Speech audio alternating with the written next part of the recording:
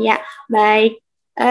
Baik Bu Leni, tanpa berlama lagi, langsung saja untuk sesi pemaparan materi pada webinar malam hari ini, waktu dan tempat saya persilahkan. Terima kasih Mbak Dinda. Mungkin saya sebelum mulai, saya akan bincang-bincang dulu nih sama pesertanya seperti apa. Assalamualaikum warahmatullahi wabarakatuh. Selamat malam Bapak dan Ibu ya. Waalaikumsalam warahmatullahi wabarakatuh. Begini Pak, saya sebelum mulai atau bagaimana kan saya hanya memberi materi yang bahwa akupressure dan akupuntur itu bermanfaat untuk kesehatan. Nah, sekarang saya ingin tahu apakah dari para peserta ini ada yang sudah background-nya dari akupuntur atau akupressure atau belum sama sekali. Bagaimana Ibu dan Bapak? Kalau yang sudah coba diresen. Belum Ibu, belum. Oh, belum ada ya. Ya. Sebenarnya begini nih, saya sebelum mulai dengan PPT, mungkin PPT-nya agak ruwet ya nanti ya, karena membahasnya nanti saya liatin satu-satu gitu aja. Nah, di dalam kesehatan yang namanya akupressure dan akupuntur itu adalah sebenarnya sama. Sama itu dalam artian cara melaksanakan mendiagnosanya dan cara menentukan titik-titiknya sebenarnya itu sama dengan akupuntur. Cuman kalau akupressure hanya melakukan penekanan dengan jari. Nah, penekanan dengan jari ini sama juga dilakukan seperti akupuntur yang dengan penusukan jarum. Nah, cuman kalau yang dengan penusukan jarum mungkin langsung ya dilakukannya pada titik itu. Tapi kalau akupressure itu dia melakukan perangsangan dulu. Biasanya ada seperti pemijatan supaya dari yang titik tadi itu keluar dulu namanya Qi-nya itu energinya. Nah, barulah di situ diadakan penekanan. Bedanya cuma di situ. Tapi untuk semuanya sebenarnya sama. Dalam mempelajarinya juga Ibu dan Bapak juga harus tahu yang namanya bagaimana sih kita mendiagnosa, bagaimana sih menentukannya. Nah, untuk mengetahui mendiagnosa, itu Ibu dan Bapak juga harus tahu bahwa manusia itu terdiri dari apa gitu. Yang ada di dalam tubuh kita itu apa saja gitu.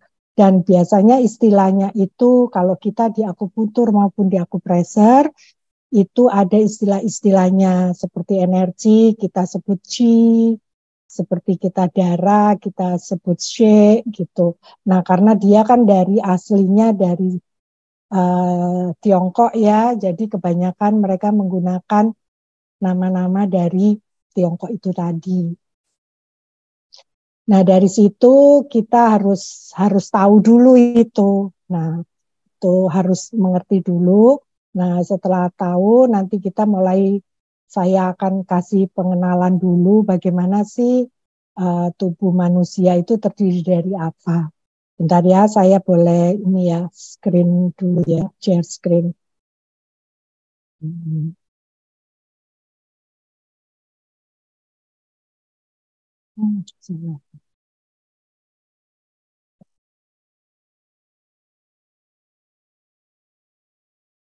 Ini gimana nih? Oh ya, gini.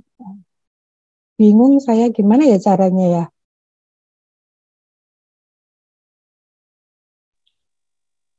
Mbak bisa dibantu gimana ya caranya? Saya pencet screen-nya dulu ya.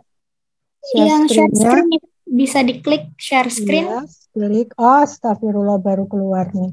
Iya. Tadi makanya nggak keluar-keluar.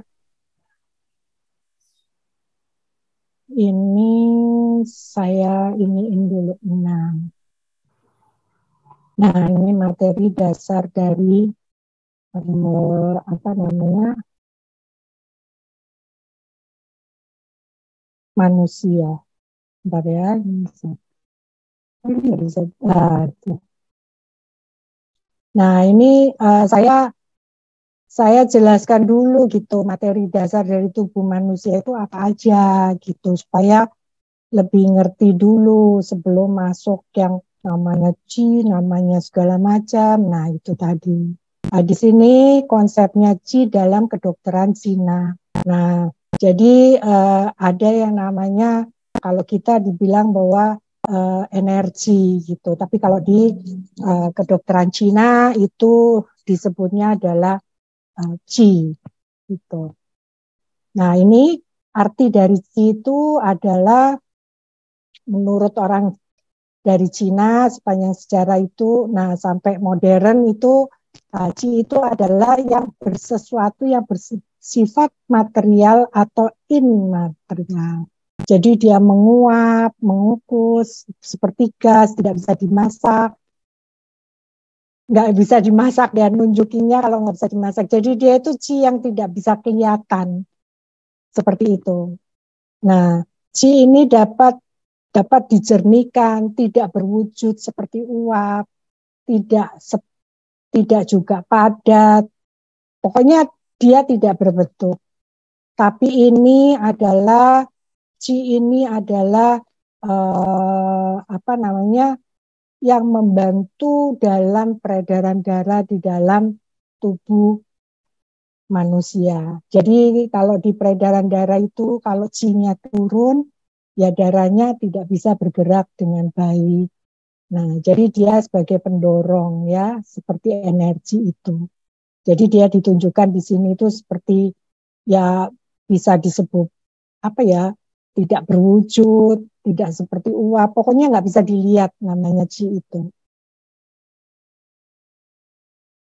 Makanya di sini diberitahu bahwa kata qi itu susah untuk menerjemahkannya. Kalau ini sih biasa aja ya. Nah, di apa namanya di air api itu memiliki qi, tetapi tidak hidup. Kenapa dibilang bahwa memiliki qi yang tidak hidup?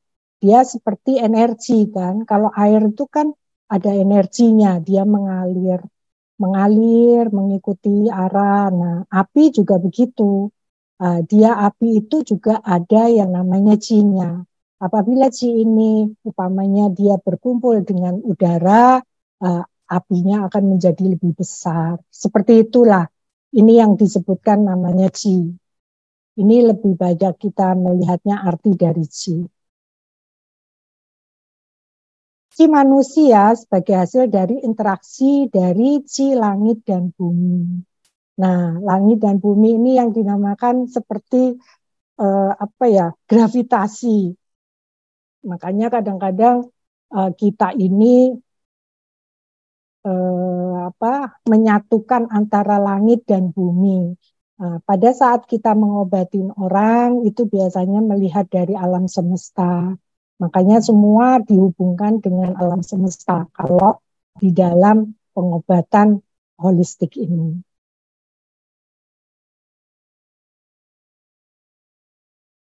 Ini kalau untuk di dalam kedokteran ya, merupakan bentuk fisik yang dipadatkan. Ini sih kita nggak usah mempelajari.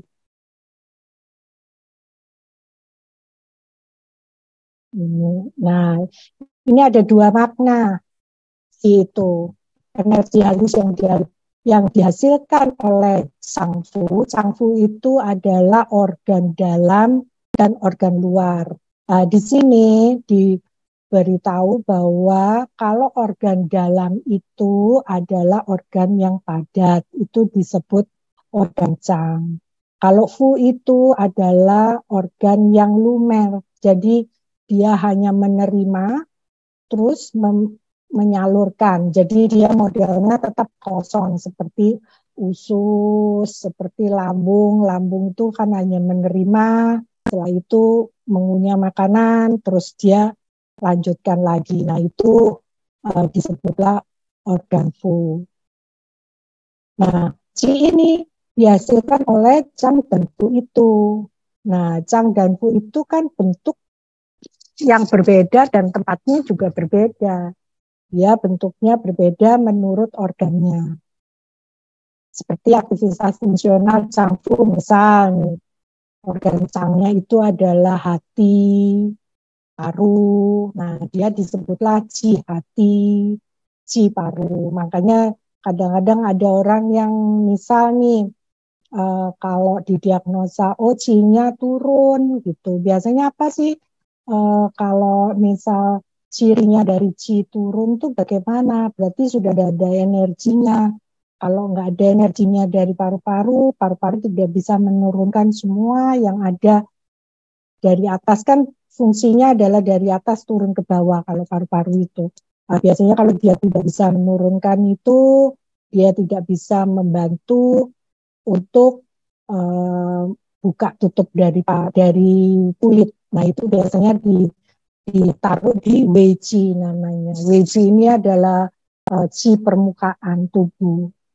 Di qi permukaan tubuh ini ada Weiqi. Nah, kalau umpamanya dia lemah, biasanya kita gampang keringetan gitu. Makanya kalau qi-nya turun, ini energinya turun, dia tidak bisa menahan dari pori-pori di dalam kulit, akhirnya keringatnya keluar. Nah, seperti itu. Nah, di sini ada macam-macam ya. Yin Qi, Yuan Qi. Kalau Yuan Qi ini adalah Qi yang dikeluarkan dari utama, energi utama.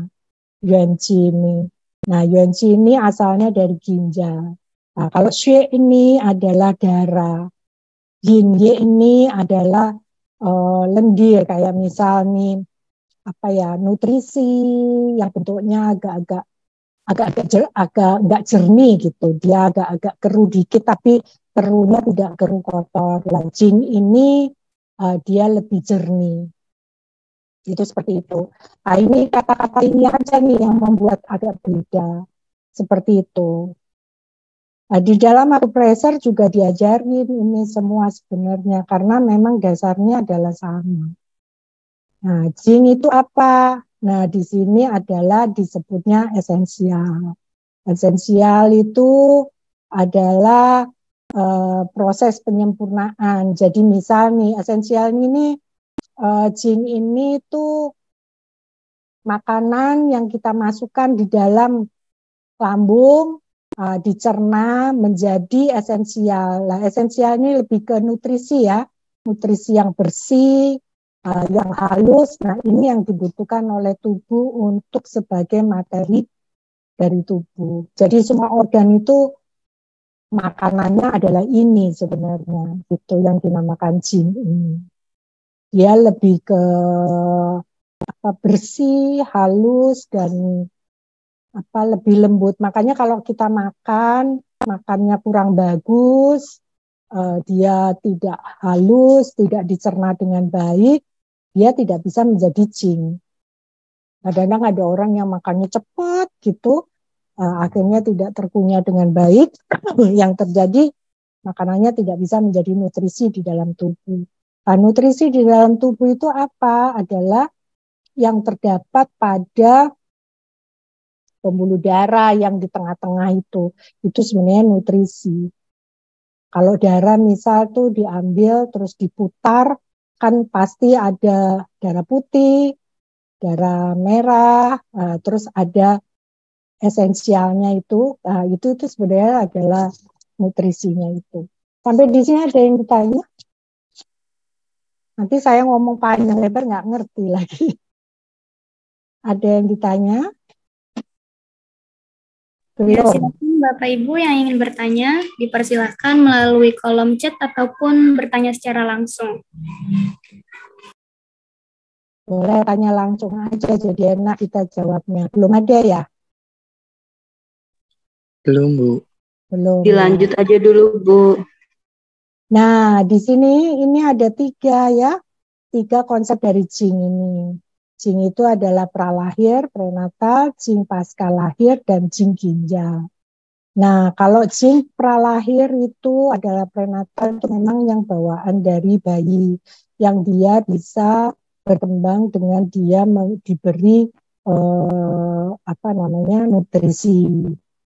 Nah, jing yang pasca lahir pun juga sama.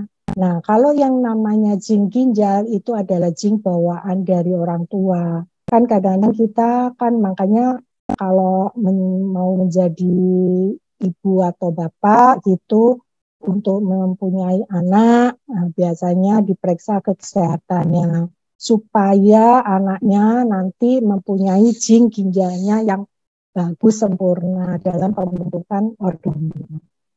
Itu, ini ada 3. Ini nanti aja nih bingung nanti. Simpla lahir ya. Nah, ini udah mulai masuk ke pembentukan dari organ-organnya. Bentar ya. Nah, ini jing ginjal. Nah, kalau jing ginjal ini adalah materi dasar yang lebih spesifik yang memainkan peran yang sangat penting dalam fisiologi manusia. Nah, esensinya berasal dari pralahir, pasca lahir, tapi dari turun-temurun yang menentukan konstitusi seseorang. Esensi ginjal ini berinteraksi dengan yang esensi pasca lahir dan diisi ulang dengannya. Jadi maksudnya esensi ginjal ini kan yang dari asalnya yang dari orang tua. Nah, ini nanti dicampurlah dengan penggabungan antara pralahir dan pasca lahir, menjadilah organ itu menjadi lebih sempurna dan dia disimpan di ginjal itu. Nah, esensi ginjal itu menentukan apa? Pertumbuhan, reproduksi, perkembangan, pematangan seksual, konsepsi, kehamilan, menopause sampai penuaan. Makanya kenapa kalau umpamanya dari jing ginjalnya ini kurang bagus untuk mempunyai keturunan agak susah.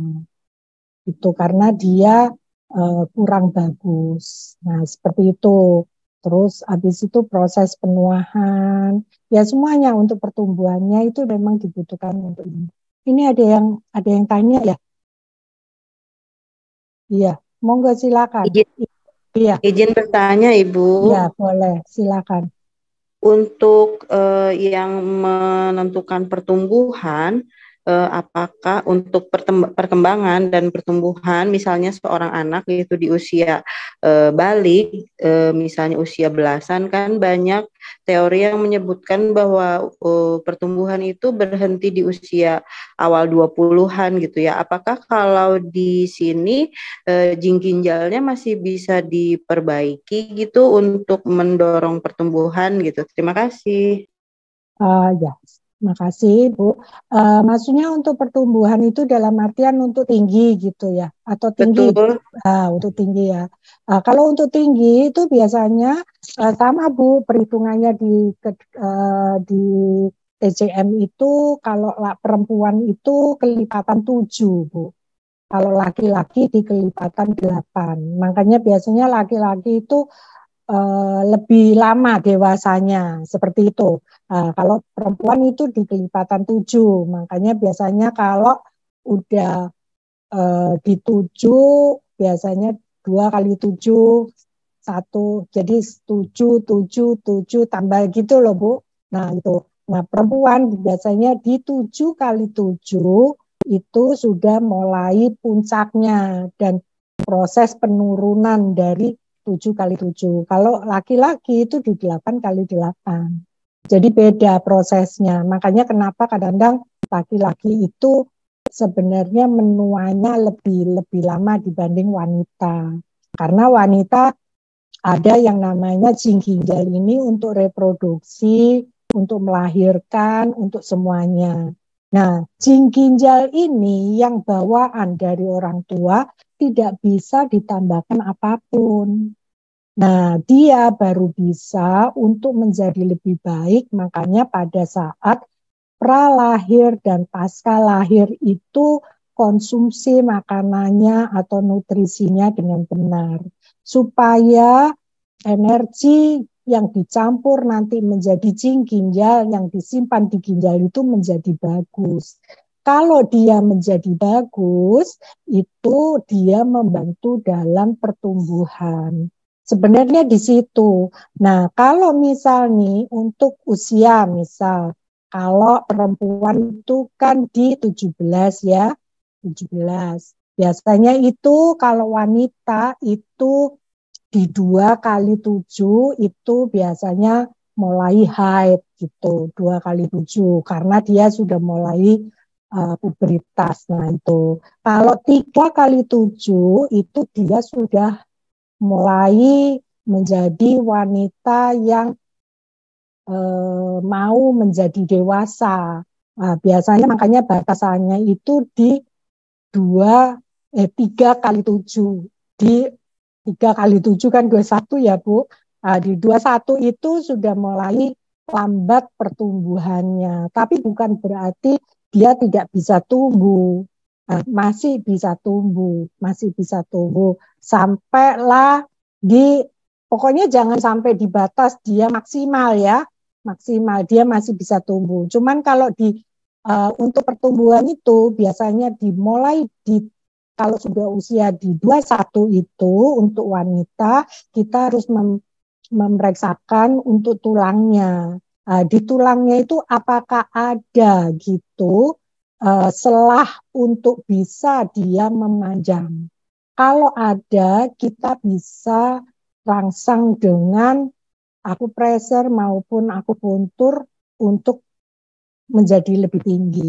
Tapi kalau di usia 21 itu sudah diperiksa, sudah tidak ada, sudah maksimal dalam pertumbuhannya, ya memang tidak bisa. Itu seperti itu. Sama kalau laki-laki. Laki-laki juga di usia di 3 kali 8. Di 24. Nah, di 24 itu sudah mulai dia sudah mulai menuju mau dewasa. Seperti itu, Bu. Dari situ itu harus diperiksa. Tapi kalau di bawah itu kebanyakan kita rangsang untuk pertumbuhan bisa, masih bisa. Kalau sudah di atas itu atau batas itu kita harus periksa dulu. Cukup Bu? Dari tanyanya Siap, jelas? mudah dimengerti Bu. Ya, ada yang bertanya lagi? Ya, nah, makanya ini perlu sekali yang namanya ginjal itu untuk pertumbuhan karena dari ginjal ini dengan esensi dia penggerak ya sebenarnya. Ginjal ini adalah sebagai penggerak di dalam tubuh dia, jadi membantu semua seperti lipogenesis, sekresi dari hormon dari semua, makanya dia membantu dalam pertumbuhan.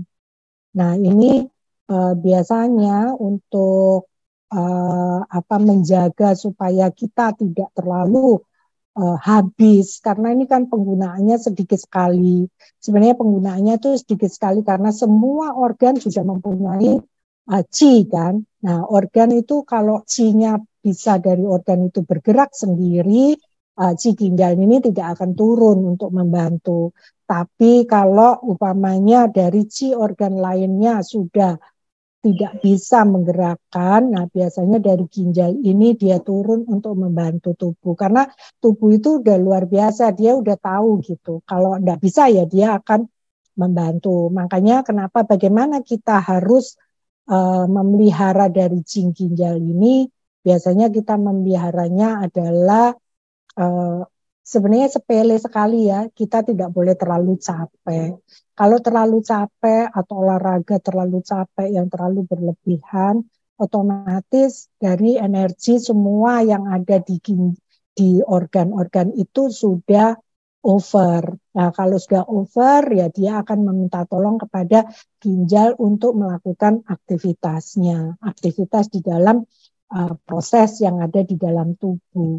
Makanya itu jangan terlalu kecapean yang berlebih atau begadang atau olahraga yang berlebih. Nah, seperti itu. Nah, kalau yang untuk aktivitas lain adalah aktivitas seks berlebih itu tidak boleh. Aktivitas seks berlebih itu juga bisa tidak melakukan, tapi sering melihat film porno misal. Jadi dia ada menahan dari seks itu tadi, itu juga menghabiskan organ zinc ginjal untuk menetral supaya tubuh tidak terlalu aktif gitu. Nah itu juga bahaya. Nah ini sekarang di dalam pengobatan saya kebetulan kan praktek ya. Sekarang sudah mulai banyak anak-anak muda atau bapak-bapak muda yang berpengaruh pada vitalitas. Nah, nanti efeknya adalah ke vitalitas seperti itu. Terus makan yang berlebih, makan yang terlalu kenyang, itu makan terlalu kenyang itu kan otomatis organ lambungnya semuanya itu juga terlalu over kan kerjanya, jadi dia juga meminta bantuan kepada ginjal untuk bisa membantu. Nah semuanya kalau kita tidak melakukan dengan yang berlebih, ya semuanya akan terjaga dengan baik. Itu sih kalau untuk saya. Sampai di sini ngerti Ibu dan Bapak? Ada yang ditanya? Dah. Nah, ini di sini zinc ginjal itu untuk pertumbuhan, reproduksi, pengembangan, dasar dari ginjalnya menghasilkan sumsum. Nah, kalau menghasilkan sumsum itu adalah apa? Dia memelihara sumsum dari otak. Makanya kenapa kalau kita terlalu capek menggunakan zinc ginjalnya terlalu banyak, udah mulai gampang lupa. Nah, seperti itu karena dia tidak bisa menghidupi dari otak itu. Ya, jadi di sini ada dasar 3 harta karun itu adalah jin, qi, dan sen. Jinnya adalah energi, jin itu yang tadi saya bilang bahwa esensial yang ada di ginjal. Sen ini adalah jiwa. Jiwa itu aktivitas sebenarnya adalah jiwa. Biasanya sen ini lebih banyak disimpannya di dalam jantung. Makanya biasanya kalau orang jantungnya panas, sennya mulai terganggu, emosi, marah-marah, begitu. Nah, di sini sen itu juga banyak macam-macam. Oke. Nah, ini yang tadi saya bilang bahwa 7 kali 7, 8 kali 8. Siklusnya siklus 8 sama siklus 7. Ini sampai sini tahu ya. Di tempat yang 7 7 kali 7 udah di terakhir kan. Nah, dia yang paling tinggi perempuan itu adalah di 28. Itu biasanya masa yang paling matang gitu. Kalau laki-laki di 30. Sampai sini ngerti, Bu, Mbak? Nah, ini yang kayak beginilah gitu kan. Sampai menyebabkan kepayahan. Ini di itu satu-satu, dibedah satu-satu.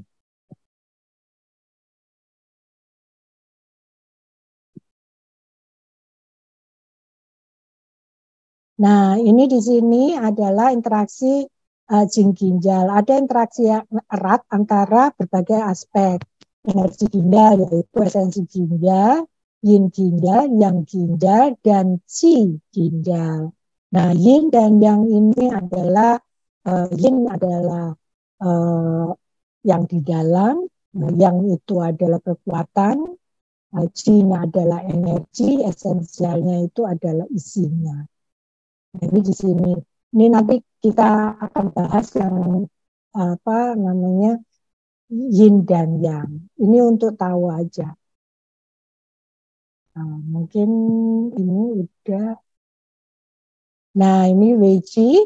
Weiqi ini adalah perlindungan terhadap patologi. Makanya Weiqi itu adalah esensial yang paling pertama dia ada di permukaan tubuh. Weiqi itu dia di permukaan tubuh, dia membantu supaya tidak ada patogen yang masuk. Makanya kalau Weiqi-nya tidak kuat, kita gampang tertular dari penyakit, dan kita pori-pori yang saya tadi bilang bahwa tidur malam berkeringat, meskipun menggunakan AC, biasanya keringatan itu ada di bagian punggung sampai ke kepala. Biasanya berkeringat. Kalau berkeringat Meskipun pakai AC tapi tetap berkeringat, berarti itu Qi-nya sudah turun. Qi-nya turun. Nah, kalau seperti itu tuh istilahnya kalau Qi-nya turun tuh antibodinya turun lah gitu kalau di dalam kedokteran itu begitu. Oke. Nah, ini sih. Kalau enggak ini nanti saya ganti yang lain ya, bentar ya.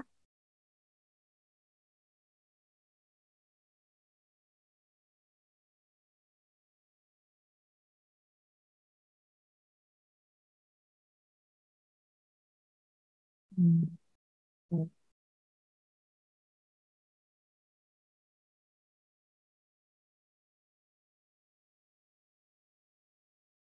Nah, ini kita ke yin yang dulu, biar tahu. Ngerti nggak ngerti tentang yin yang? Nah, di sini adalah ada yin yang, makanya itu lambang dari TCM itu adalah seperti itu. Nah, ini lambangnya seperti ini. Nah, ini menunjukkan bahwa ada hitam, ada putih ya. Itu kalau putih adalah yin, hitam adalah yang. Nah, di sini ada yang, terdapat yin. Di yangnya juga ada yin-nya. Di yin-nya juga ada yang-nya. Nah, itu tidak bisa dipisahkan. Jadi dia tidak bisa berdiri sendiri, tapi dia merupakan satu kesatuan yang tidak bisa dipisahkan, yin sama yang itu. Makanya di dalam tubuh itu ada yang namanya yin dan yang. Apabila yangnya naik, berarti panas di dalam tubuhnya akan naik gitu. Kalau yin-nya yang naik, berarti kita kedinginan gitu. Yang-nya tidak ada energinya. Nah, nanti hubungannya adalah ke situ. Nah, ini menerangkan antara yin dan yang ya. Dikelompokkan dari dua aspek, yin dan yang, menerangkan berbagai hubungan atau perubahan yang terjadi di antaranya. Nah, ini dibagi sekecil-kecilnya dari penyakit nanti. Karena ini kan dari luas sampai sekecil-kecilnya. Nah, ini saling berlawanan, saling seimbang, saling menghidupkan, tetapi tidak mutlak saling berpasangan. Itu adalah yin dan yang. Itu memang seperti itu arti dari yin dan yang itu tadi.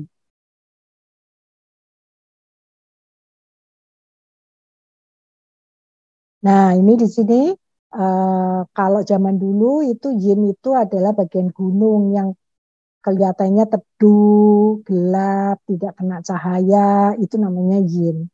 Kalau yang itu bagian yang terang, yang kena cahaya, nah itu adalah bagian yang. Makanya di sini dibedakan antara yin dan yang. Tapi menjadi satu kesatuan, tapi dia beda. Seperti ya dibayangkan seperti gunung tadi. Nah, seperti ini. Kalau dihubungkan seperti garis, yin itu adalah garis terputus. Kalau yang itu garisnya tidak terputus. Nah, ini nanti dihubungkan pada patwa yang ada di dalam ini. Ini kan berkembang terus menjadi ini. Nah, seperti ini. Yang ada 8 triagram ini, patwa. Nah, ini nanti menjadi dasar sebagai diagnosa kita nih. Ada yin-nya, ada yang-nya, nah seperti itu. Nih sampai disebutkan semuanya.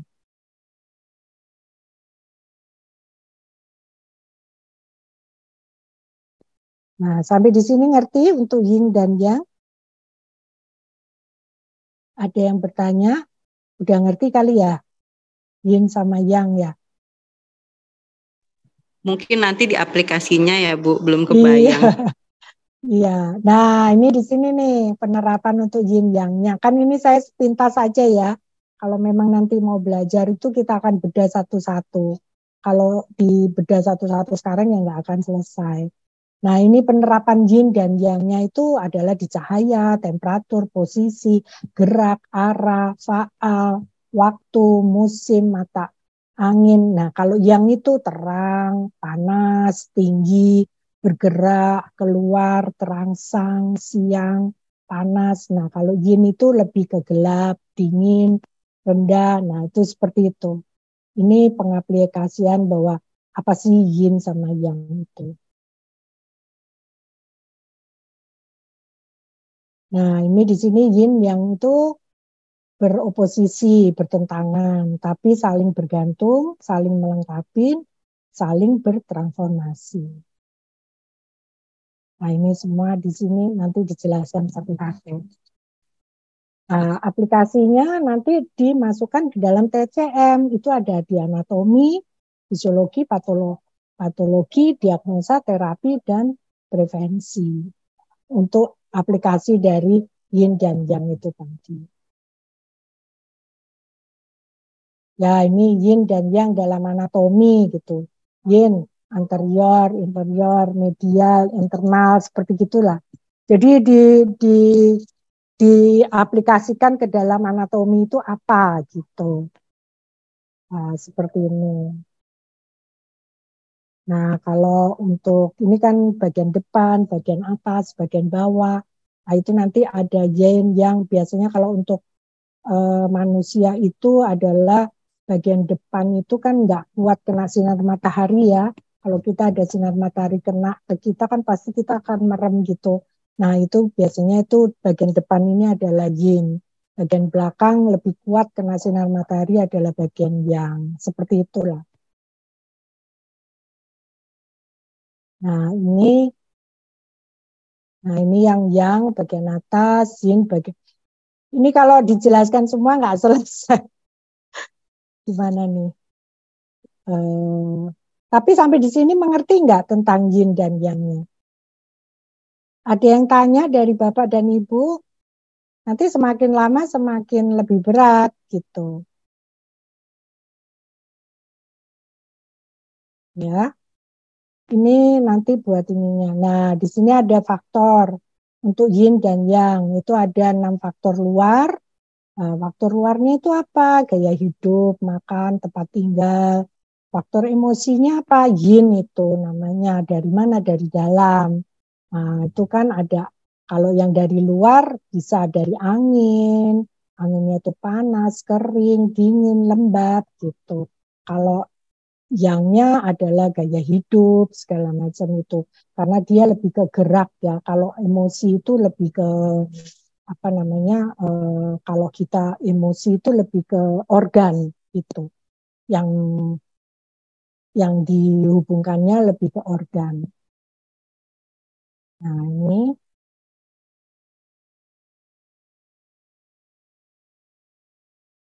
Nah ini ada patwa, ini pagang ini. Nah di sini ada kalau yin sama yang itu apa? Kalau yangnya defisien, yang itu ekses gitu.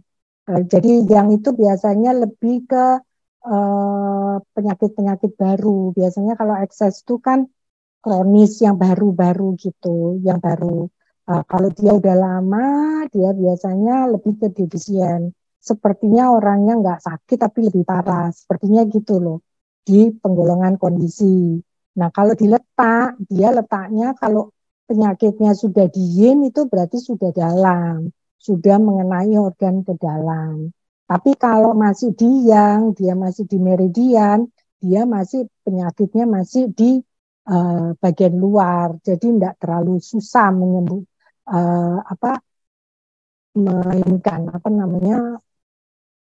menyembuhkannya. Kalau untuk sifat, yin itu lebih ke dingin. Jadi misal nih kalau ibu radang tenggorokan, ya itu adalah penyakit yang gitu karena panas gitu. Kalau umpamanya lidahnya dilihat itu dingin gitu, terus kakinya suka dingin, nah itu biasanya lebih ke sakitnya adalah di dalam dan itu ke yin gitu. Biasanya lebih ke situ. Itu dari letak-letak kondisi dan sifat. Nah ini untuk diagnosa penyakit yang warna terang, kalau warna gelap lebih ke yin. Karena yin itu adalah dari warna-warna yang gelapnya aja. Jadi misal nih dari wajah gitu, kalau kita melihatnya umpamanya mukanya merah gitu, emosian, itu dia lebih masih ke yang gitu. Tapi kalau sudah warnanya ada agak kusam, kehitam-hitaman, kehijau-hijauan, atau kalau pucat gitu ya, pucat itu kan lebih ke kusam ya, lebih warnanya lebih ke gelap ya, itu kebanyakan ke penyakitnya adalah yin gitu. Jadi kita sebenarnya melihat itu sudah tahu gitu. Dari situ nanti kita bisa tahu apa sih sindromnya, nah, barulah ditentukan titik-titiknya. Itu ya, Bu, untuk wajah nih kan. Nah, kalau merah, demam, rasa panas, geraknya gelisah itu masuknya ke yang. Kalau pucat, semangat lesu, rasa dingin, tungkai dingin, letih, tidak bertenaga ke yin. Suara juga gitu, kalau suaranya masih kasar, mulut kering, mulut haus, nah itu ke yang, kan dia lebih ke panas ya. Kalau suaranya udah males, ngomong males, nafsu makan nggak ada, lidahnya rasa tawar, tidak haus, padahal dia kekurangan air, itu adalah yin. Nah, seperti inilah, ini lebih ke penyakit ya. Otot lidah juga gitu, sama. Sampai sini ada yang ditanya? Oh ini apa? Oh maaf ya, ini ada yang nanya ya. Aduh maaf. Ada pertanyaan di kolom chat, boleh? Iya. Kalau masuk angin termasuk penyakit yin. Betul. Masuk angin ini dilihat dulu, Bu. Kalau umpamanya masih, ini Ibu apa Bapak? Ibu ya? Kalau penyakitnya masuk angin itu, kalau umpamanya anginnya masih di permukaan, masih di bagian luar, dia masih dikerok, umpamanya bisa gitu. Itu masih sebenarnya tidak masuk ke yin gitu. Tapi kalau misal sudah masuk angin tapi menjadi lemas, terus keringetan, nah itu masuknya ke yin. Itu seperti itu. Jadi ada bedanya. Terus apabila anak mengalami radang demam, tapi kaki tangan terasa dingin, termasuk yin yang ya. Nah, kalau anak demam radang ini lebih ke yang. Kalau anak-anak lebih ke yang. Jadi gini, terasa dingin, tangan terasa dingin itu apabila kena udara dingin. Tapi kalau dipegang badannya kan hangat. Maksudnya badannya itu demam. Nah, biasanya kalau demam memang rasanya terasa dingin. Jadi beda dengan misal nih orang yang sebenarnya dia nggak radang, badannya nggak demam, tapi dia kedinginan. Kan ada orang yang seperti itu. Kenapa ya kaki saya dingin terus ya? Nah itu sebenarnya yang lebih ke penyakit yin. Seperti itu. Jadi biasanya kalau anak-anak sudah termasuk ke yin, itu ya lemah, nggak bisa apa-apa, dia udah nggak lari-lari. Biasanya kalau anak radang masih demam gitu lesu, tapi kalau diajak main masih mau. Nah, itu biasanya ke yang masih masih penyakitnya masih di luar. Ini apalagi nih? Anda ada kondisi gabungan apa nih? Ciri yang yin dan juga yang gimana? Kalau gabungan yin sama yang itu sebenarnya begini. Kalau penyakit yang itu adalah penyakit yang masih baru, belum masuk ke dalam. Kalau dia sudah mulai masuk ke dalam, menjadi penyakit yin, otomatis ciri dari yinnya akan keluar. Tapi kalau sudah penyakit ini masuk ke yin, tetapi ada gejala yang seperti yang, itu sebenarnya adalah yang palsu. Sebenarnya yang palsu. Yang palsu itu gini, kalau kita sudah terlalu dalam, dia kan akan menjadi yin-nya itu menjadi ekses kan. Kalau yin-nya menjadi ekses lagi, lebih parah lagi, itu gejala yang-nya keluar. Padahal sebenarnya dia bukan penyakit yang, dia penyakitnya adalah yin gitu. Ngerti nggak sampai di sini? Yang dinamakan adalah panas palsu. Nah, itu seperti gitu. Sebenarnya panasnya itu bukan dikeluarkan karena memang dia penyakit yang, tapi dia penyakit yin yang sudah ekses. Jadi yang sudah lama yang menjadi ekses. Seperti itu. Sampai di sini ngerti yang tanya? Saya Bu yang tanya. Iya. Mungkin itu berdasarkan jam terbang kali ya Bu, baru bisa mendefinisikan ini sudah Iya, atau betul. enggak gitu. Nah, kan nanti dilihat Bu. Jadi misal kita mendiagnosa orang ya gini, umpamanya dia datang gitu, saya kepala pusing, panas, kayak nggak enak di badan, kayaknya panas, tapi kaki saya itu dingin, kan ada yang bilang begitu. Nah, kan ada yang kadang-kadang itu yang defisiensi yin ginjal itu Bu, yang sudah parah, itu 5 permukaan dari tangan, kaki, dan wajah itu terasa panas. Itu berarti adalah defisiensi yin ginjal yang sudah parah, yang sudah istilahnya sudah berlebih gitu. Nah, itu ekses panasnya akan keluar gitu. Padahal panasnya itu adalah sebenarnya dari ekses yang penyakit yin yang sudah terlalu lama. Seperti itu. Nah, kalau kita mengobati, ya pelan-pelan dinaikkan menjadi eksesnya dihilangkan, akhirnya menjadi penyakit yin, ya kita perbaiki yinnya, akhirnya menjadi naik lagi. Kalau mengobati akupuntur itu kan seperti gini, kalau kita sehat itu di A, kalau kita sakit kan di Z gitu. Kalau pergi ke dokter biasanya kan dari Z ini langsung ke A, biasanya dioperasi atau apa. Tapi akhirnya maju lagi untuk efeknya, kan ada seperti itu. Tapi kalau akupuntur itu pengobatannya mundur. Jadi dari A ke Z terus mundur sampai menjadi A lagi, dan dia biasanya sembuhnya bisa sembuh total. Seperti itu, cuman memang prosesnya lebih panjang dibanding pengobatan barat. Cuman ya ada beberapa penyakit yang kita tidak bisa menggunakan hanya akupuntur saja atau akupressor saja yang tradisional karena tidak sesuai dengan percepatan dari penyakitnya. Misal seperti kanker. Kanker misal sudah stadium berapa 3 ya kita nggak bisa, nggak apa-apa nanti saya akupressor atau akupuntur gitu. Itu tidak akan mengejar dengan percepatan pertumbuhan dari penyakitnya itu. Nah, biasanya kita anjurkan mereka ke dokter untuk kemo. Nah, setelah kemo baru kita melakukan pengobatan, membantu untuk supaya kemonya itu bisa berjalan lancar. Nah, begitu kalau kemonya berjalan lancar, dia bisa kemo dan kita terapi, itu banyak sekali orang yang berobat dengan kanker seperti itu yang bisa sembuh. Itu seperti itu. Nah, jadi tidak semua penyakit itu bisa.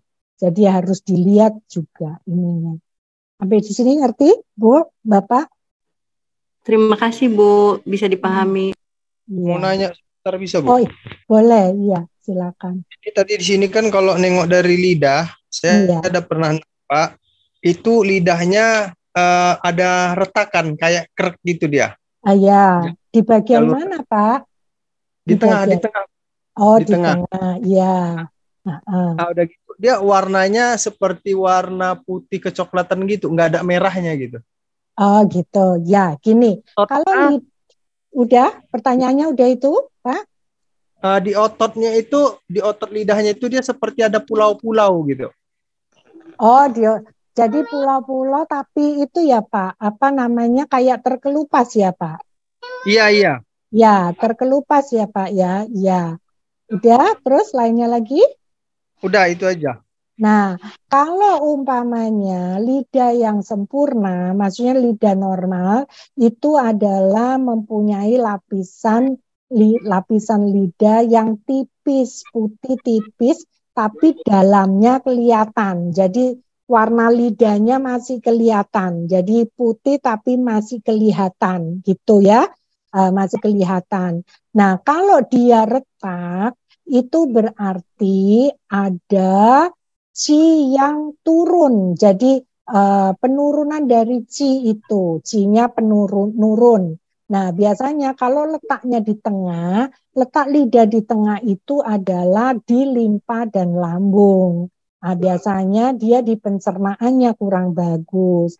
Nah, kalau pencernaannya kurang bagus, itu biasanya kita ada yang namanya kan yin yang itu terus ada yang wusing ya, wusing kita kan belum ke wusing ya.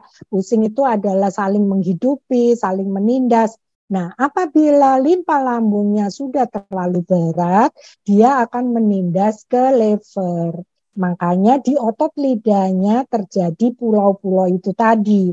Kalau dia terjadi pulau seperti mengelupas, itu berarti C-nya itu sudah drop sekali, terluka dia. C-nya istilahnya kalau di dalam TCM adalah C yang terluka.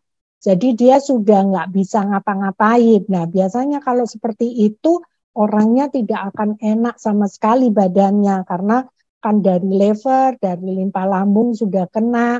Nah, makanya di bagian tengahnya pun juga sudah mulai menjadi agak kecoklatan. Agak kecoklatan itu adalah sudah panas. Ada penumpukan dari makanan yang tidak tercerna dengan baik. Akhirnya menjadi banyak sumbatan yang menjadi panas di dalam tubuhnya. Nah, itu lidahnya akan menjadi, lapisan lidahnya akan menjadi warnanya kekuningan. Kekuningan itu berarti sudah panas dia, limpa lambungnya panas. Biasanya orang kalau seperti ini lidahnya udah panas, nafsu makannya berlebih. Tapi kalau misal sudah seperti ini COVID ya, COVID itu kan juga panas ya. Itu COVID itu lidahnya itu sampai hitam itunya selaputnya itu karena dia terlalu panas dan itu sampai kering semuanya. Nah, kalau seperti itu berarti kan semua yang ada esensial yang ada di dalam tubuh itu adalah menggumpal seperti itu. Jadi dia tidak bisa berjalan dengan baik. Nah, itu yang lebih bahaya. Makanya kenapa harus dibenarkan dulu, maksudnya kalau diobatin tuh ya limpa lambungnya kita obatin dulu, kita naikin C-nya, begitu limpa lambungnya bagus, otomatis dia mulai mereda dan itu nanti lapisan dari lidahnya akan berubah, pelan-pelan akan berubah dan itu bertahap ya pengobatannya. Itu ngerti Pak? Dari situ? Ngerti Bu. Cuman kalau dia kesimpulannya itu Bu, apa bahasanya Bu? Masalah tentang limpa lambungnya, apakah dia defisiensi Ki? Oh, kalau itu sudah defisiensi, itu defisien, itu sudah defisien itu. Itu sudah defisien dan defisiennya sudah ekses itu Pak. Sudah defisiennya sudah ekses. Defisien ekses Iya, iya. limpa lambung apa? Ki limpa lambung apa defisiensi yin Bu? Di limpa lambung dulu Pak. Kan awalnya dari di limpa lambung. Iya. Oh iya. Di limpa lambungnya, jadi di organnya itu, di limpa lambungnya. Kalau dia di C, dia masih oke, masih lumayan. Tapi kan itu sudah C-nya aja udah terluka kan, sampai mengelupas kulitnya, lapisannya. Itu sudah istilahnya defisien sekali itu biasanya. Nah itu biasanya, kenapa Kak? Berarti limpa lambungnya menekan ke liver Bu ya? Seharusnya betul, liver yang betul. ya? Betul, iya. Bisa aja kalau umpamanya levernya tidak bisa membatasi dari lambungnya, ya dia akan menindas balik ke ke levernya seperti itu. Nah, biasanya levernya ditindas dulu kan akhirnya C-nya kan yang nggak kuat kan, dari situ. Iya. Nah, kalau sudah seperti itu C-nya kalau nggak kuat gitu, dia peredaran darah sudah nggak lancar karena kan lever itu membantu peredaran darah. Kalau sudah seperti itu biasanya matanya udah mulai kabur-kabur atau ada yang kayak jalan-jalan gitu loh Pak. Nah seperti itu. Ditanya aja coba deh matanya ada. Matanya udah kabur Bu, matanya udah kabur. Nah makanya karena apa, lever itu memelihara mata Pak. Nah, itu pasti kena semua. Nah biasanya kalau sudah seperti itu bisa vertigo Pak dia. Gitu, bisa pusing, vertigo gitu. Jadi kalau dia masalah limpa lambung itu, kalau masalah dia titiknya titik berapa itu limpanya Bu? Ah, Bapak bisa tusuk jarum nih. Loh, kalau nggak bisa ditusuk di akupresur kan gitu. Oh, di akupresur ya boleh Pak. Lebih bagus kalau untuk mengaktifkan limpa lambungnya, ambil di titik belakang Pak. Di titik Oh, belakang, 20 iya. Dipijat 20 aja di titik belakang, terus setelah itu Bapak pijat di kaki, Pak. Di kaki kaki itu ada yang namanya ST36, terus apa namanya bawah ini yang di dekatnya tulang kering itu loh, Pak. Tulang kering. Nah, itu kita pijit gitu. Nah, itu Oh, biasanya dia akan terasa sakit itu, 6, Bu. Pak. Terus ST6. ya, boleh di situ juga boleh. Terus sama di lever 3, Pak. Yang antara Oh, eh, Tai Chong. ya, betul di situ. Coba itu dipijit. Dipijit, Pak. Itu pasti bantu. Pasti bantu. Tai Tapi Chong. pertama kali Bapak harus pijit bagian belakang dulu, Pak. Oh, iya. Bagian Pisu sama belakang dulu. Ya, bagian belakang. Setelah itu Bapak pijit bagian kakinya. Gitu. gitu. Kalau untuk matanya, Bu, BL1, Bu. Nah, kalau untuk mata, itu Bapak dengan pijit yang semua itu, yang lever itu, nanti matanya agak lumayan, Pak.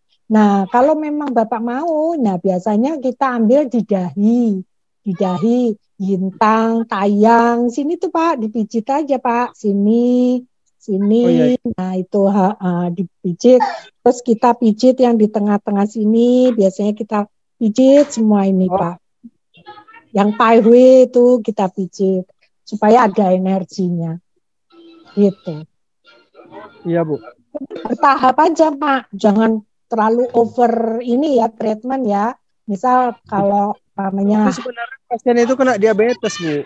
Orangnya oh kena diabetes. iya bisa. Nah kalau kena diabetesan berarti kan harus diaktifkan dari belakangnya Pak. Diabetes itu ada Berarti, titik Bu, yang antara titik 17 sama 18 itu loh Pak. Titik istimewa itu ada titik untuk diabetes, sama Bapak ngambilnya di SP9 sama SP6 itu dipijit Pak bagian dalam itu. Nah itu kalau berarti dari yang SP6 sampai SP9 Bapak pijit rata itu juga menurunkan untuk diabetes. jadi, Bu, yang BL17 sama 18 tadi antara 17 sama 18 di Iya, tengah-tengah. betul. Iya, itu tuh ditekan di situ atau Bapak kasih moksa, Pak. Kasih moksa. Di tengah antara BL17 sama 18. Iya, di situ, Pak. Itu bukan ini, Bu, TU, Bu. Ada titik istimewa ya. Itu memang menurunkan itu, Pak. Menurunkan apa namanya diabetes. Dia Jadi, Bu, merangsang pankreas untuk produksi. kalau nggak usah dimoksa lagi lah, Bu. Kenapa, Pak? SP6-nya nggak usah dimoksa. Oh enggak, SP6 enggak usah dimoksa, dipijit aja Pak. Dari SP6 sampai SP9 itu Bapak pijit Pak. Biasanya saya kalau akupuntur itu di SP9, SP6 terus di tengah-tengahnya itu ditusuk. Itu biasanya turun Pak. Itu membantu kalau misal dia tinggi sekali. Gitu. Dokternya belum jawab lagi. Gitu. Terima kasih banyak. Sama-sama. Ada yang tanya lagi, ada yang raise ya? Ya, silakan. Izin Bu Leni, tadi Bu Risa dulu, apakah jadi Bu? Bu Risa, boleh Bu?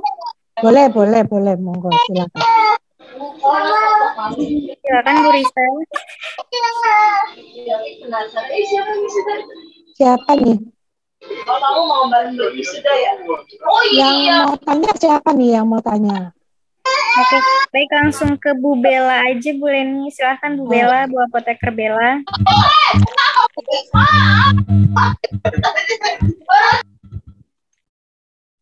Saya mau bertanya Bu.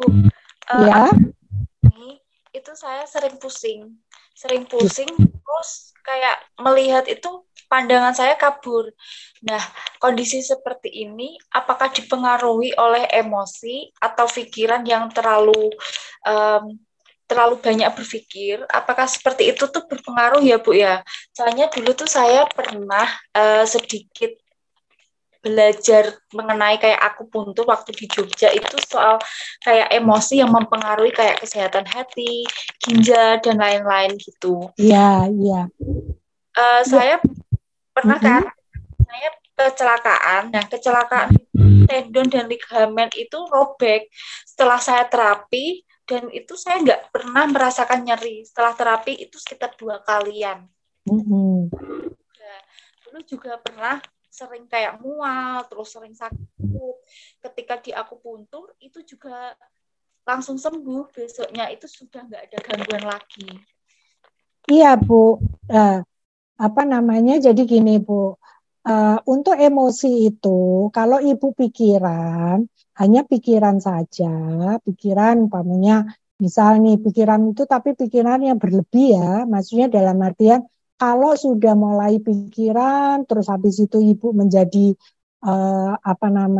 agak mual, nah itu sudah berarti berlebih ya, karena sudah mempengaruhi dari limpa lambungnya.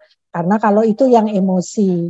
Nah, tapi kalau emosinya itu lebih ke marah dalam artian karena kesel hati gitu ya, karena kecewa atau ya namanya juga sakit hati. Nah, itu lebih banyak ke lever. Nah, ke lever itu juga membuat pusing juga dan itu mata kabur.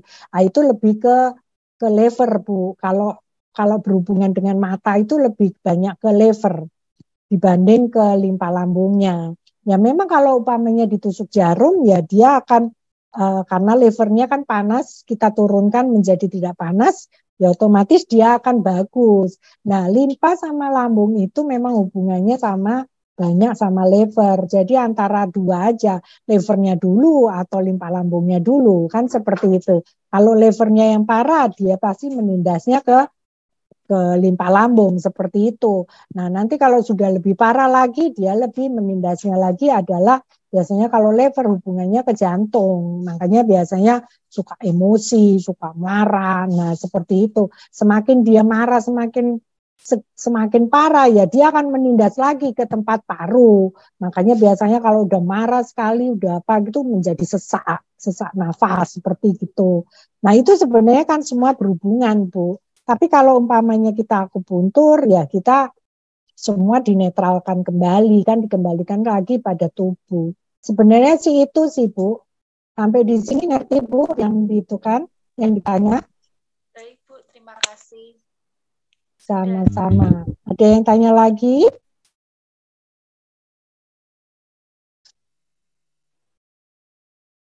Gimana nih? Bisa dilanjut saja Bu Leni. Oh ya, oke. Nah, ini kan lebih, ini lebih ke, bentar. Ya, kok mati nih. Nah, sekarang mungkin kalau saya akan lanjut terus, ya lebih apa ya, lebih berat lagi ya, karena kan akan bisa bisa menjelaskan semuanya karena kan itu baru ujung ya, kayak yin dan yang, baru yin dan yang, nanti belum belajar wusing, belum belajar lagi untuk diagnosanya. Mungkin seperti itu ya Bu. Mungkin dari saya untuk sementara begini karena waktunya dikasihnya 1 jam ya Mbak. Ini kemana nih Mbaknya? Ya betul Ibu. Iya. Ini apa ini? Saya bentar ya, saya baca dulu pertanyaannya ya. Pusing. Kalau kerja berat muncul sakit kepala, lemas, kira-kira lemah apa ya? Gitu. Ini Bapak Abdullah ya? Abdillah ya? Bapak Abdillah. Abdillah ya. Ya, Bapak Abdillah. Saya mau nanya nih, Bapak ini lemasnya itu Bapak suka sakit pinggang nggak? Iya. Ya, berarti kalau Bapak sakit pinggang, Bapak lebih banyak ke fungsi ginjalnya, Pak. Kalau capek kerjanya, jadi fungsi ginjalnya yang kurang bagus nanti. Kalau terus dipaksa untuk capek kerja. Seperti itu. Nah, nanti lama-lama juga Bapak mulai pusing. Kalau nggak pusing, gampang lupa nanti Pak. Makanya hati-hati ini kan apa namanya? Oh, gitu. Iya, karena kan seperti gini Pak, kalau umpamanya ginjalnya itu dipakai banyak tapi nutrisi yang Bapak masukkan kurang bagus juga, misal nih dengan kerja yang luar biasa seperti itu misal gitu ya Pak, pasti kan dari tubuh itu hipotalamus akan menyuruh kepada sumsum tulang belakang untuk membuat esensial yang dibutuhkan untuk ginjal itu untuk memelihara sumsumnya maupun otaknya. Jadi sebenarnya kan akhirnya berkurang semua gitu loh Pak. Nah kalau berkurang semua, mulailah di situ Bapak pinggang sakit. Karena apa? Terlalu berat lah di situ. Otomatis otot-otot yang ada di situ akan bereaksi juga gitu. Nah terus habis itu biasanya naik ke kepala. Kepala mulailah pusing Pak. Kalau nggak pusing ya itu tadi mulai ngebleng gitu Pak. Ngeblengnya itu dalam arti gini loh Pak. Kadang-kadang kan ada yang mau ngomong apa gitu tahu-tahu lupa gitu. Nah gitu. Nanti ingat lagi gitu. Itu juga sudah tanda-tanda itu Pak. Berarti sudah terlalu over itu untuk ginjalnya. Seperti itu ya gitu. Iya Bu ya. Ya. Ya Bu, makasih Bu. Sama-sama. Ada lagi yang tanya nih? Oh sudah ya. Ya. Iya, saya kembalikan ke Mbak ini ya. Kembali ya, sudah waktunya ya. Ya, oke. Baik, Bu Leni. Ya. Terima kasih atas pemaparan materinya yang luar biasa. Sebelumnya bisa kan? Ya, Pak. Pak, ada kesempatan untuk bertanya nggak, Mbak? Satu aja. Boleh Pak. Monggo, silakan. Ya, baik, makasih Bu Leni. Mohon maaf, saya sedang di kendaraan, jadi off cam Bu ya, mohon izin Bu. Mohon maaf sekali. Ya, nggak apa-apa. Kenapa Pak? Apa yang ditanya Pak? Ya. Oh iya Bu, makasih Bu. Ini materinya nyaman sekali Bu, mengalir, enak gitu. Saya simak tadi Bu, alhamdulillah. Makasih banyak. Tentang tadi Bu, penjelasan bagaimana kondisi yin, bagaimana kondisi yang sudah saya simak betul, kemudian bagaimana cara menetralisirnya supaya kondisinya netral Bu ya, di titik meridian gitu Bu Leni ya. Iya. Cuman bedanya gimana Bu ini dalam kondisi yin dan yang di meridian yang sama, itu tekanan akupresur ataupun akupunturnya itu perbedaannya gimana Bu? Kalau memang sama-sama netralisir. Oh iya. Sekarang gini Pak, kalau umpamanya tonifikasi, kalau umpamanya ditonifikasi, umpamanya Bapak terlalu lemah gitu, terlalu lemah. Biasanya kalau ditonifikasi itu kita penekanannya diputarnya itu biasanya searah jarum jam. Nah, biasanya itu tonifikasi, jadi diputar aja pelan. Nah, tapi biasanya kalau untuk dilemahkan atau dibocorkan, itu dikembalikan balik berlawanan dengan arah jarum jam itu tadi. Nah itu biasanya membantu seperti itu. Tonifikasi yang paling gampang itu seperti itu. Penekanannya seperti itu. Nah biasanya sudah oke untuk pijat memijat. Tapi kalau misal nih, kalau umpamanya untuk diri sendiri nggak bisa dipijat umpamanya. Bagaimana caranya? Ada yang namanya terapi, misal nih, kalau levernya terlalu berat gitu. Levernya terlalu berat kan sudah mulai tahu bahwa kita, waduh mata sudah mulai kabur atau apa gitu. Bagaimana? Sebenarnya itu ada yang namanya terapi itu berteriak. Nah, begitu kita berteriak gitu, makanya kadang-kadang itu kan ada selalu orang yang suka di pinggirnya pantai terus teriak-teriak gitu. Sebenarnya itu adalah terapi. Nah, bagaimana bahwa terapi itu berhasil? Biasanya kita melakukan teriak gitu, nanti pada titik tertentu Bapak merasakan nyaman. Nah, kalau Bapak merasakan nyaman, berarti itu ada enzim pembantu untuk menetralisir dari organ Bapak dengan benar. Jadi dia akan netral. Seperti itu. Itu kalau misal tidak dengan pemijatan. Tapi kalau dengan pemijatan, biasanya kalau tonifikasi, bahwa dia meningkatkan, ya dia searah jarum jam.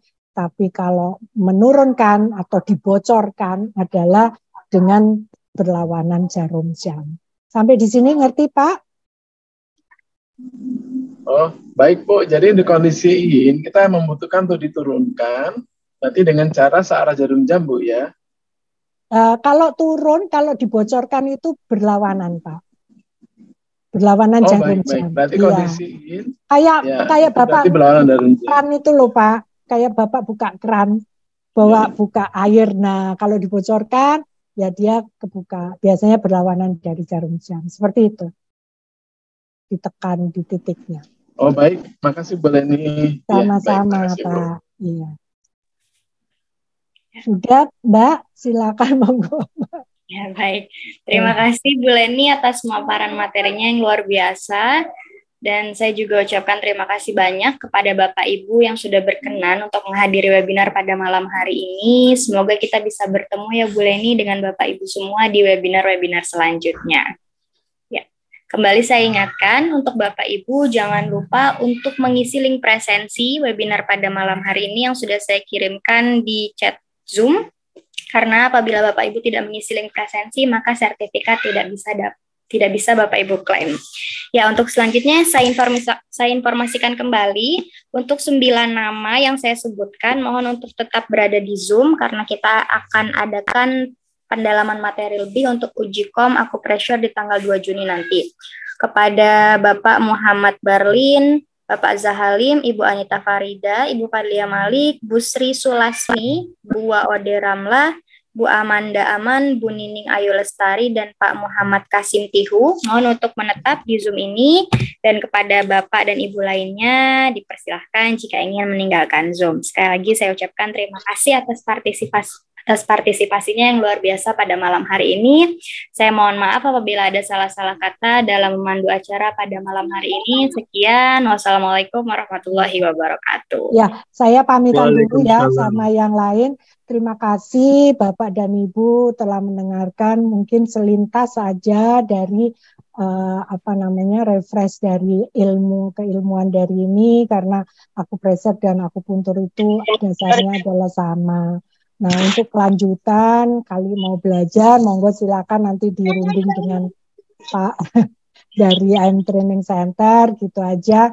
Monggo silakan. Terima kasih. Wassalamualaikum warahmatullahi wabarakatuh. Waalaikumsalam. Warahmatullahi wabarakatuh. Terima kasih Bu Leni atas materinya. Sama-sama Pak. Ya, salam kenal ya. Assalamualaikum. Bu Leni.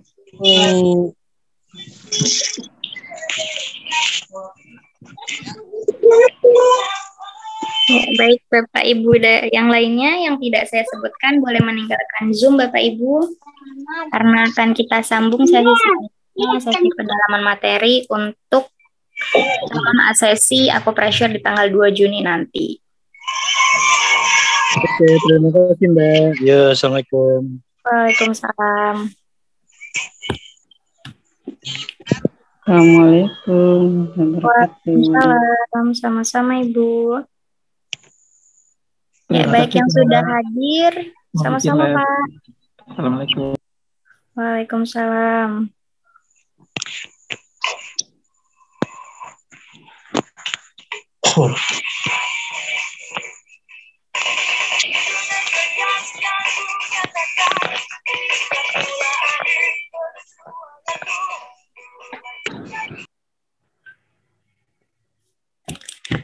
Baik, saya coba absen ya Bapak Ibu calon asesi akupressure di tanggal 2 Juni nanti.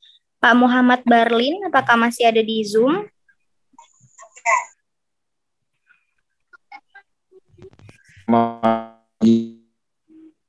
Pak Muhammad Barlin?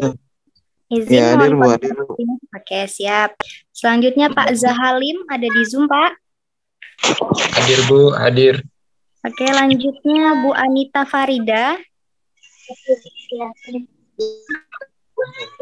Oke, saya lanjut dulu. Bu Fadliah Malik. Hadir, Mbak. Oke, siap. Selanjutnya Bu Sri Sulasmi. Bu Sri Sulasmi. Oke, saya lanjut dulu. Bu Ode Ramlah. Halo, Bu Ode. Apakah ada di Zoom? Oke, saya lanjut dulu Bu Amanda. Masih ada di Zoom, Bu. Halo Bu Amanda, boleh minta konfirmasinya? Selamat malam. Oke, siap. Lanjut Bu Nining Ayu Lestari. Ada Bu? Bu Nining?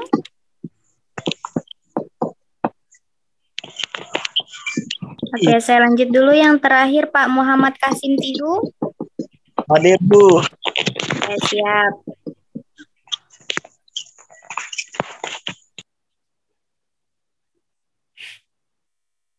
Ya, baik. Bu Leni bisa langsung kita mulai saja, Bu, untuk mempersingkat waktu. Cukup 30 menit, Bu.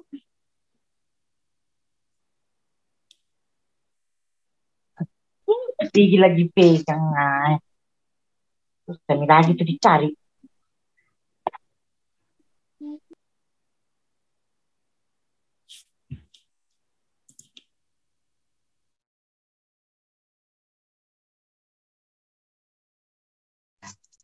Iya, Mbak. Ya, kita bisa mulai ya, Ibu ya. Cukup 30 menit saja, Bu, untuk pendalaman materinya. Iya. Nah, ini Pak itu nggak ada ya? Pak siapa namanya? Pak Walid nggak ada? Iya, Bu. Lagi ada kegiatan dulu. Oh, iya. Ya. Ini berarti ada ini mau mengadakan mau ikut uji kom untuk akupresur ya? Iya, betul Ibu. Ya, Bapak Ibu ya. Kapan mau diadakannya? Tanggal 2 Juni Ibu di Kendari. Oh, yang di Kendari itu ya? Ya. Oh, iya. Iya. Sebelumnya izin Bapak Ibu untuk yang namanya tidak saya sebutkan boleh meninggalkan room Zoom ini ya Bapak Ibu. Iya. Untuk Bapak Ibu lainnya. Ya, gini aja deh. Saya kan kalau untuk uji kom itu kan ada 3 ya. Ada 3 yang harus dijalankan di situ. Adalah ujian lisan, ujian tertulis, dan ujian praktek. Untuk ujian lisannya adalah paling ditanya adalah mungkin titik-titik atau cara bagaimana tentang pemijatan. Nah, seperti itu yang dinamakan tonifikasi, seperti itu apa tonifikasi ya berarti ditingkatkan, dinaikkan. Kalau kebalikannya adalah seperti diturunkan atau dibocorkan. Biasanya kita kalau di TCM itu diturunkan gitu. Nah, terus bagaimana tentang pemijatan? Nah, pemijatan itu biasanya dilakukan bagaimana gitu. Pemijatan biasanya dilakukannya dengan menuju ke jantung. Biasanya seperti itu gitu. Kenapa arahnya kemana? Arahnya ke jantung seperti itu. Nah, biasanya kalau yang untuk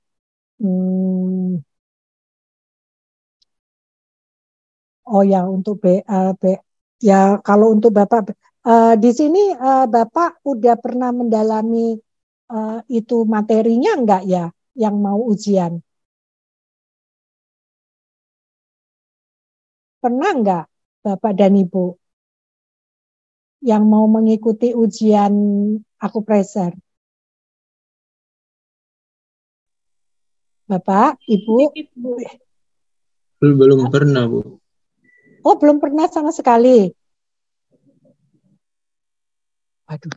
Iya, Bu, belum. Kalau belum pernah sama sekali. Izin Bu, saya Muhammad Barlin pernah ikut pelatihan juga.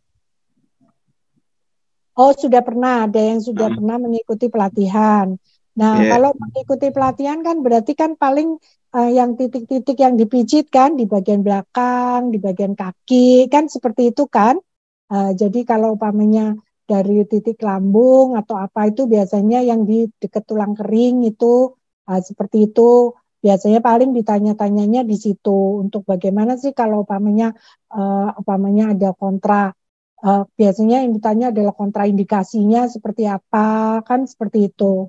Kontraindikasi, terus umpamanya kalau ada pasien yang datang, klien yang datang, terus kondisinya dia kurang kayak umpamanya jalannya kurang bagus, bagaimana caranya, kan seperti itu yang ditanya. Nah, biasanya kalau seperti itu ya harus dijelaskan bahwa klien itu dibantu sampai pada tempat lokasi untuk mengadakan pemijatan, terus habis itu didudukan yang nyaman, seperti itu tuh harus dijelaskan di situ. Terus habis itu yang ditanya lagi itu biasanya akupressure, pemijatan yang di punggung. Nah, biasanya yang kalau di punggung itu kan Bapak dan Ibu kan tahu itu bahwa ada tulang belakang ya. Nah, itu enggak boleh tulang belakangnya dipijit, itu tulangnya enggak boleh dipijit ya. Yang dipijit itu adalah kalau bisa itu adalah 2 jari dari tulang belakang. Jadi ini tulangnya misal, nah itu 2 jari begini dari tulang belakang itu yang dipijit ke arah ke atas. Nah, itu tulangnya tidak boleh dipijit. Nah, biasanya ditanya kontraindikasinya apa gitu. Kontraindikasi berarti apa yang nggak boleh dipijit. Nah, diadakan akupressure kalau terlalu kenyang, terlalu lapar. Nah, itu tidak boleh. Terus habis itu orang yang hamil tua, hamil muda itu nggak boleh. Terus habis itu kalau orang yang baru operasi, itu biasanya kontraindikasi akan ditanya. Biasanya kalau di ujian-ujian sih seperti itu aja. Nah, terus bagaimana tentang sanitasi, higienis. Nah, kalau higienis itu kan berhubungan dengan dirinya sendiri, kalau sanitasi itu berhubungan dengan ruangannya. Misal bagaimana sanitasinya ya, berarti sirkulasi udaranya harus bagus. Umpamanya terjadi kebakaran atau apa gimana ya harus ada tempat jalur untuk evakuasi. Jadi harus kemana itu ditunjukkan jalurnya. Terus harus ada APAR di situ. Misal kalau ada kebakaran, nah itu biasanya itu yang ditanya-tanya kalau untuk umpamanya untuk ini ya. Terus untuk minyak juga gitu. Kalau umpamanya pemijatan dengan minyak, minyaknya harus menggunakan yang bersih, maksudnya tertutup. Nanti dikembalikan ke tempatnya. Yang kadaluarsa diapain, dibuang. Biasanya itu ada itu pertanyaan seperti gitu-gitulah. Kadaluarsa diapain gitu. Kadang ya dikumpulin. Nah, itu biasanya salah, langsung aja buang gitu.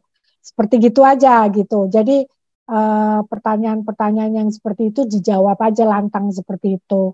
Nah, biasanya kalau di praktek kan kita melakukan pemijatan itu. Pemijatan itu biasanya tidak boleh langsung dilakukan. Biasanya ada yang namanya pemanasan. Pemanasan itu perenggangan ya, direnggangkan dulu.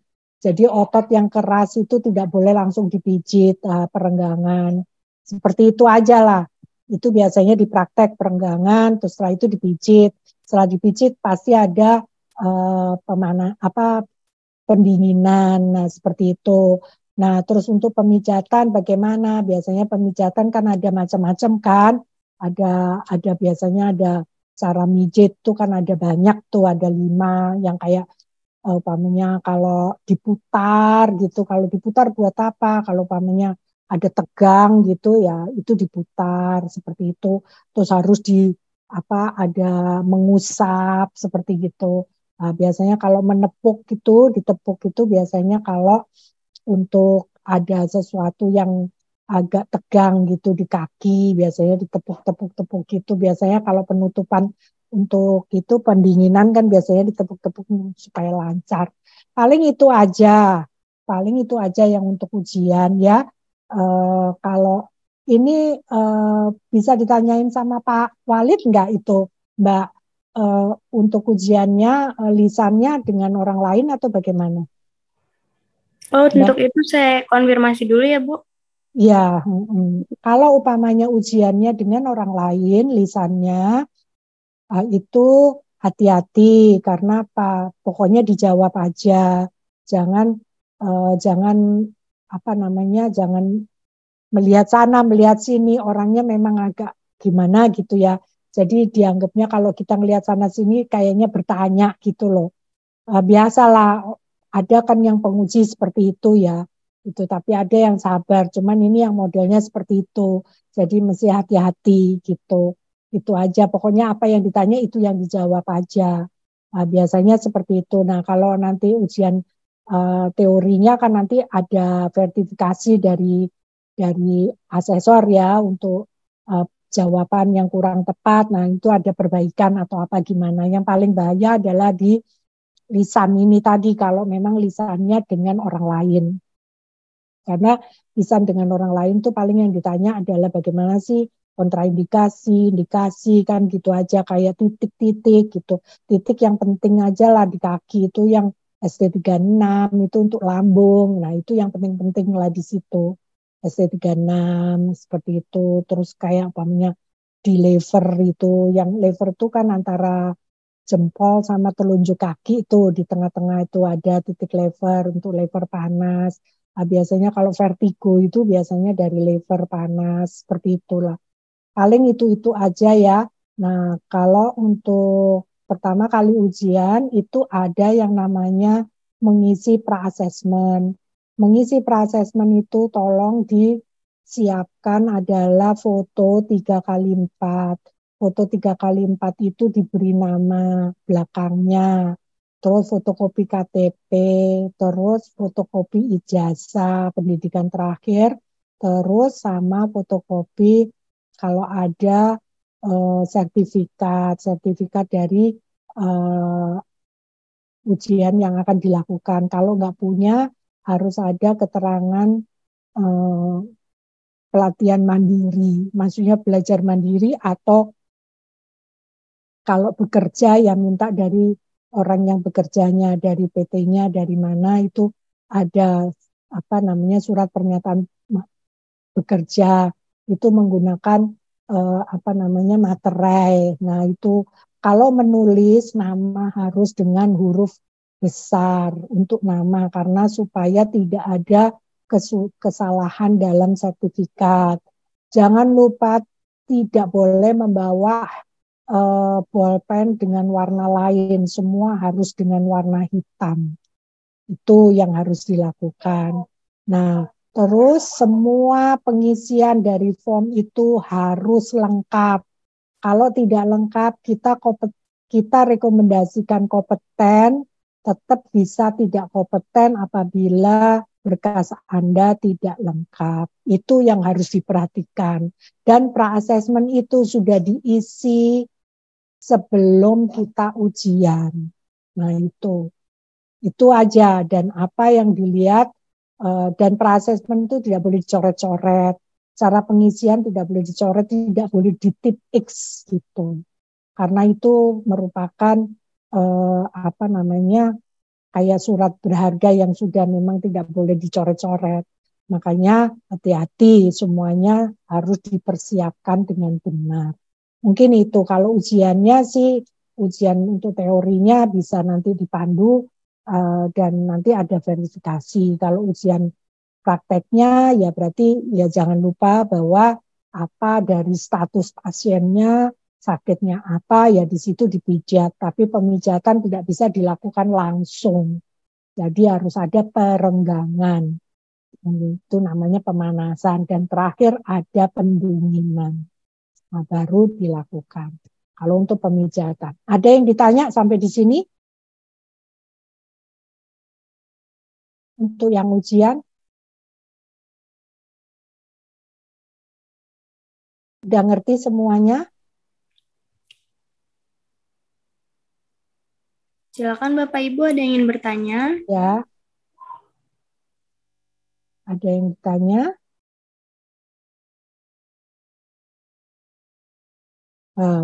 Udah ngerti semua ya. Nah, alhamdulillah kalau memang udah ngerti semuanya. Pokoknya dipersiapkan, karena nanti kalau sudah pada di tempat uji, kan bingung nanti ini belum bawa, itu belum bawa. Jadi semua dipersiapkan. Jangan lupa membawa meterai gitu. Ada meterai yang dari yang harus yang ditempel sama meterai itu harus ada. Nah, itu harus ada fotokopi KTP, fotokopi ijazah. Kalau umpamanya ada surat pelatihan, ya surat pelatihan yang dibawa. Kalau tidak ada yang surat belajar mandiri atau pelatihan dari tempat bekerja.